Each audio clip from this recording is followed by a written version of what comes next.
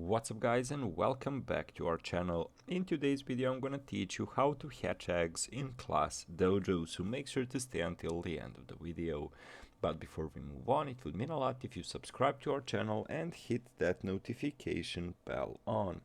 So basically guys, the student avatars will be set to eggs until a student logs into their account. Once a student has logged into their account, their avatar will hatch into a monster. So if a student doesn't log into their account, their egg will hatch automatically after 4 weeks. To find the exact date of when the egg will hatch, you can follow these steps on your browser.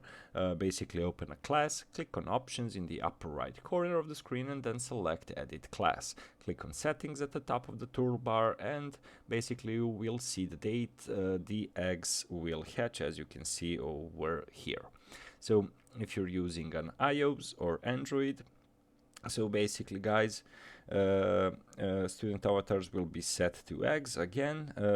Please note that you can only view student as eggs on the app. To see how student eggs will hatch or how to basically how to hatch eggs, please you need to use the website. So basically guys, you need to go through the web.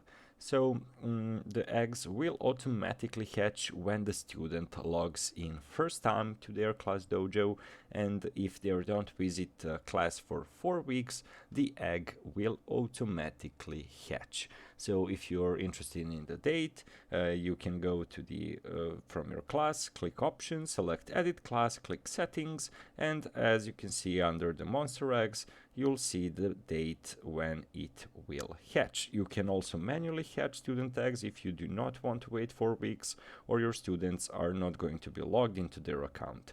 How to do it? You need to open your class, click on the options in the upper right corner of the screen and select edit class. Click on the student and basically under the student avatar in the pop-up window, select hatch egg.